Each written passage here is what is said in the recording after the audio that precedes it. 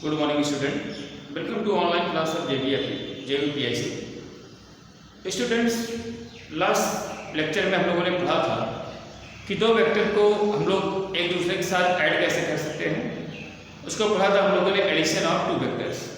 Addition of two vectors के आपको दो मेथड बताए गए थे। एक मेथड ट्रायंगल मेथड था और एक मेथड था लॉ ऑफ पैरेललोग्राम मेथड। ठीक है, उसी में आगे आज हम लोगों को पढ़ना है, वो पढ़ना subtraction and multiplication of two vector.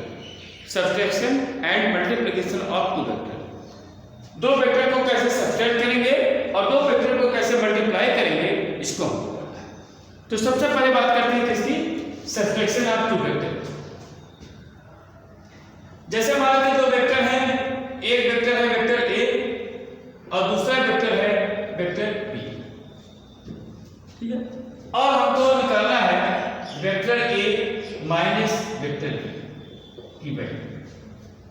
ठीक, तो अब देखिए सब्ट्रैक्शन में हम लोग करते क्या है, जैसे हमको वेक्टर ए के साथ वेक्टर बी को घटाना है, तो इसको हम लोग ऐसे लिख सकते हैं vector A minus vector B को vector A plus minus vector B, ऐसा लिख सकते हैं क्या।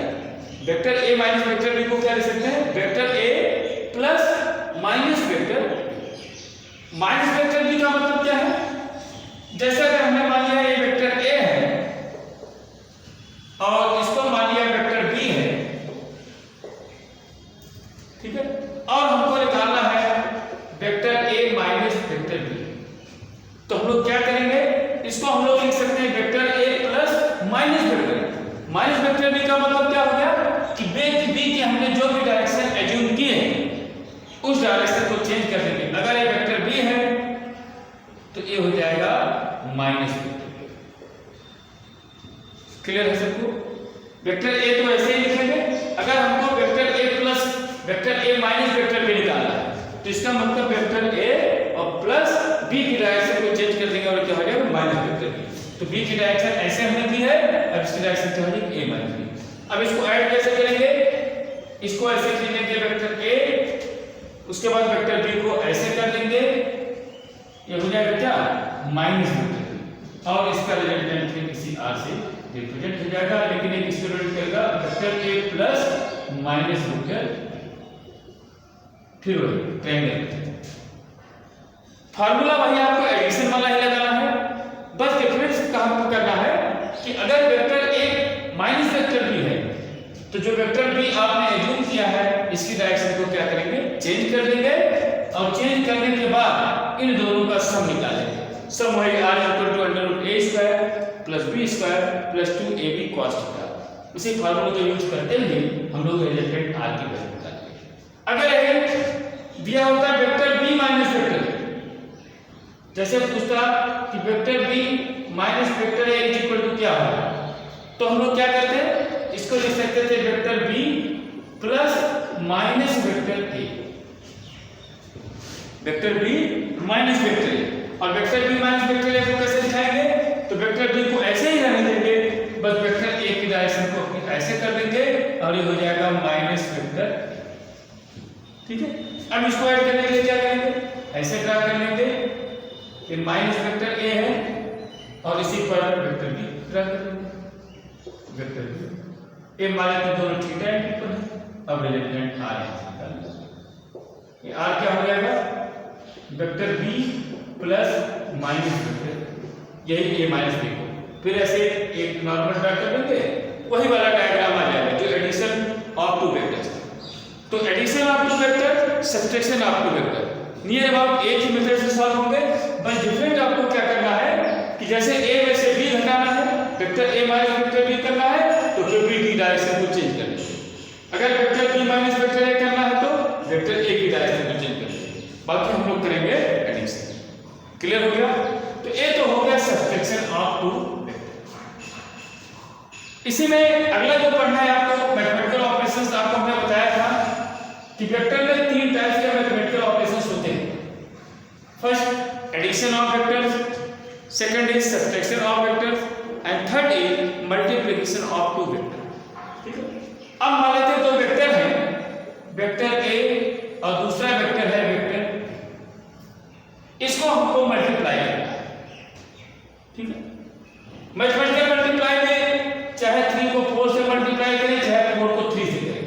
दोनों का रिजल्टेंट में कोई डिफरेंस नहीं आता। लेकिन अगर वेक्टर मल्टीप्लिकेशन हम लोग करते हैं तो इसमें दो कंडीशन आती है, ठीक है, कि वेक्टर क्वांटिटी का अगर वेक्टर क्वांटिटी से मल्टीप्लाई किए वेक्टर इनटू वेक्टर, ठीक है, तो हो सकता है वेक्टर और वेक्टर को मल्टीप्लाई करने पर स्केलर क्वांटिटी मिल जाए। जैसे W is equal to F into V। यह क्या है? फोर्स। ये भी वेक्टर क्वांटिटी है और डिस्प्लेसमेंट भी क्या है? Vector quantity. तो दो वेक्टर को आपने मल्टीप्लाई किया, लेकिन जो वर्क मिला है कैसी क्वांटिटी हो गई? Scalar quantity. मींस दो वेक्टर को मल्टीप्लाई करने पर आपको स्केलर क्वांटिटी मिल सकती है, या फिर दो वेक्टर को आपने मल्टीप्लाई किया, वेक्टर वेक्टर को मल्टीप्लाई करें, हो सकता है वेक्टर क्वांटिटी मिले, ठीक है। तो इसका मतलब यह हुआ कि अगर वेक्टर क्वांटिटी का मल्टीप्लिकेशन हम लोग करते हैं तो दो कंडीशन है, दो वेक्टर को मल्टीप्लाई करने पर स्केलर क्वांटिटी मिल सकती है, या दो वेक्टर को मल्टीप्लाई करने पर कैसी क्वांटिटी मिल सकती है? वेक्टर क्वांटिटी मिल सकती है। तो इसलिए जो वेक्टर मल्टीप्लिकेशन होगा वो कितने टाइप्स का होगा? 2 टाइप्स का। कौन कौन सा? एक तो वेक्टर को आपने वेक्टर से मल्टीप्लाई किया, स्केलर मिला। दूसरा हो गया वेक्टर को वेक्टर से मल्टीप्लाई किया, वेक्टर क्वांटिटी मिल गई। जैसे tau is equal to force into area. इसमें अगर देखें फोर्स और डिस्प्लेसमेंट दोनों वेक्टर क्वांटिटी है, जबकि वर्क जो है स्केलर क्वांटिटी। यहां पर क्या है? फोर्स और डिस्टेंस, डिस्प्लेसमेंट वेक्टर है, फोर्स और डिस्प्लेसमेंट ये भी वेक्टर है, और टाउ भी क्या है? Vector quantity. तो ये दो कंडीशन बनती है इसमें मल्टीप्लिकेशन ऑफ टू वेक्टर में। इसीलिए जो मल्टीप्लिकेशन ऑफ टू वेक्टर्स होता है वो कितने टाइप का होता है? 2 टाइप का। कौन कौन सा? एक स्केलर और एक वेक्टर, ठीक है। तो अगर दो वेक्टर को मल्टीप्लाई करने पर स्केलर क्वांटिटी मिले तो इसे बोलेंगे स्केलर मल्टीप्लिकेशन। क्या बोलेंगे? स्केलर मल्टीप्लिकेशन, या इसी को बोलते हैं डॉट मल्टीप्लिकेशन।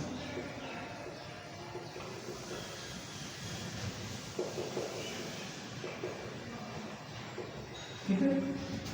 और अगर वेक्टर को अगर दो वेक्टर को मल्टीप्लाई करने पर एक वेक्टर क्वांटिटी मिलती है तो इसको बोलते हैं वेक्टर मल्टीप्लिकेशन। क्या बोलते हैं? वेक्टर मल्टीप्लिकेशन,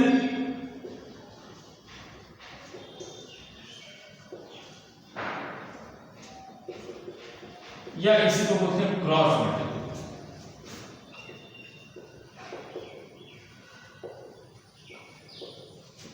तो वेक्टर का मल्टीप्लिकेशन कितने टाइप का हो गया? 2 टाइप का, scalar multiplication and vector multiplication. Scalar multiplication को कैसे डिफाइन करेंगे? If the multiplication of two vector is find scalar quantity, then it is called scalar multiplication. If the multiplication of two vector is found a vector quantity, then it is called vector multiplication. Means तो अगर vector को multiply करने पर scalar quantity मिलती है तो उसके scalar multiplication कहेंगे, और अगर दो वेक्टर को मल्टीप्लाई करने पर एक वेक्टर क्वांटिटी मिलती है तो इसे हम लोग बोलेंगे vector multiplication. Scalar multiplication co dot multiplication भी बोलते हैं, और इस वेक्टर मल्टीप्लिकेशन को क्रॉस मल्टीप्लिकेशन बोलते हैं, ठीक है। तो ये भी ध्यान रखिएगा, डॉट मल्टीप्लिकेशन और क्रॉस। डॉट मल्टीप्लिकेशन का मतलब कि दोनों वेक्टर को आपने मल्टीप्लाई किया तो कैसी क्वांटिटी मिली? स्केलर क्वांटिटी मिली। और अगर आपने दो वेक्टर को मल्टीप्लाई किया और एक वेक्टर क्वांटिटी मिली तो इसे हम बोलेंगे वेक्टर मल्टीप्लिकेशन, या इसी को कहेंगे क्रॉस मल्टीप्लिकेशन। क्लियर हो गया? क्लियर हो गया ना सबको? अब इसके बाद क्या करेंगे? अब इसको लिखेंगे। अब हमारे पास दो कंडीशन है। मान लेते हैं दो वेक्टर है, वेक्टर ए एंड वेक्टर, इसको हमको मल्टीप्लाई करना है। तो मल्टीप्लाई के लिए हमने बताया दो तरीके हैं, या तो vector A dot vector B होगा, या तो vector A cross vector B. A dot B किसको रिप्रेजेंट कर रहा है? इसका मतलब अगर डॉट लिखा है बीच में तो इसका मतलब ये हुआ कि अगर ए और बी को आप मल्टीप्लाई करें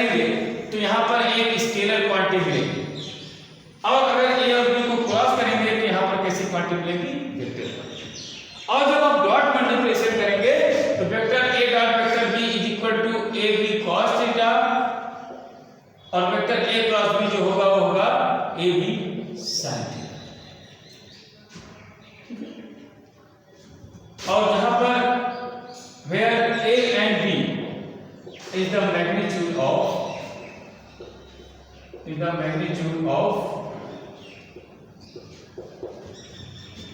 vector a and vector b and theta is the angle between a and तो अगर कुछ कोई पूछे कि व्हाट इज, अब इसको हम लोग बोलेंगे स्केलर मल्टीप्लिकेशन या स्केलर प्रोडक्ट, और इसको बोलेंगे vector.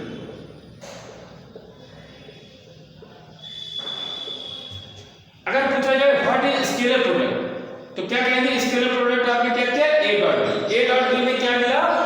A B cos theta. A क्या है? वेक्टर ए का मैग्नीट्यूड, बी जो है वो वेक्टर बी का मैग्नीट्यूड है, और जो थीटा है ये वेक्टर ए और बी के बीच का एंगल है। तो अगर कोई पूछे कि व्हाट इज स्केलर प्रोडक्ट तो कहेंगे the scalar product of two vector always will be a scalar quantity and this is equal to the multiplication of magnitude of both vector and the angle and the cos of the angle between them।